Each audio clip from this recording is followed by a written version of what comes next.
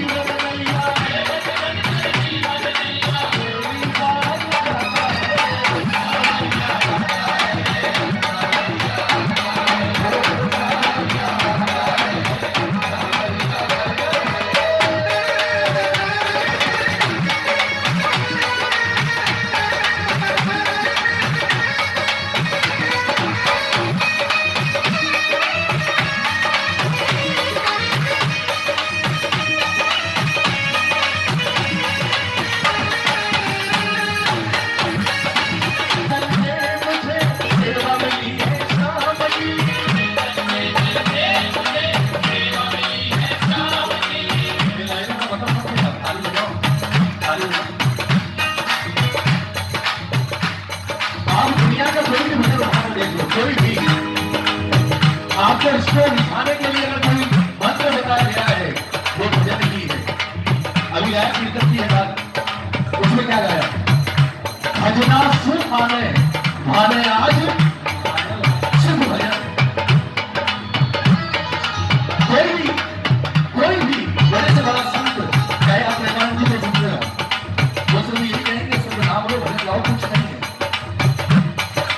कई लोगों के भजन बहुत छोटी चीज लगती है सारा, बोले भजन गाने से क्या होता है, पर भजन वो चीज है कि जीवन में अच्छा नहीं चला तो तब से ठीक है, लेकिन जिस दिन कच्चा भूल गया और बुरा वक्त आ गया, अगर आपको आसपास कोई नजर नहीं आएगा तो उस वक्त सिर्फ आपका गाया हुआ भजन काम आएगा साहब। और उस दिन ये भजन सार्थक होता है कि जब कोई नहीं आता तो मेरे श्याम आते हैं और मेरे दुख के दिनों में वो आपका भजन ही काम आएगा। और एक बात और बताऊं आपको, आपका भजन सिर्फ आपके काम नहीं आएगा। अगर आप यहाँ भजन गाते हो, आपके घर में 4 बच्चे और हैं वो नहीं है, आपका गाया हुआ भजन बुरे समय में उनको भी काम आएगा। ताली बजा कर एक बार तुम करके मुझे तेरा बली है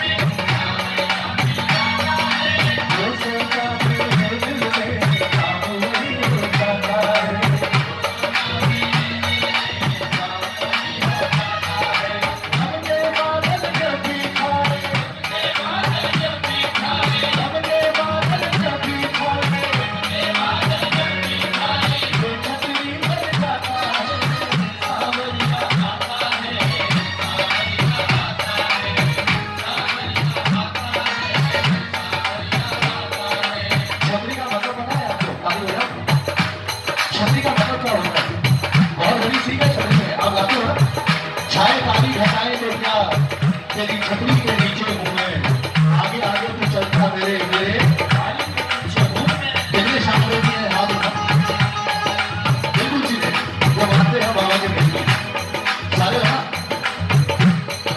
जीवन में एक चीज हमेशा याद रखना, अगर हम शांत प्रेमी हैं इसका मतलब ये नहीं कि हमने कोई फॉर्म भर दिया कि हमारे जीवन में कभी संकट नहीं आएगा।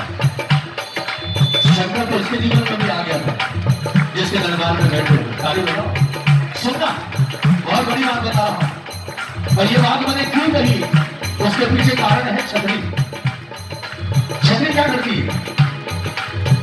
जब बरसात में आप छतरी हाथ में लेते हो तो बरसात रुक जाती है क्या? जब बारिश हो रही होती है घनघोर, आप छतरी ले लेते हो तो बारिश रुक जाती है? नहीं रुकती ना, वो आती रहती है।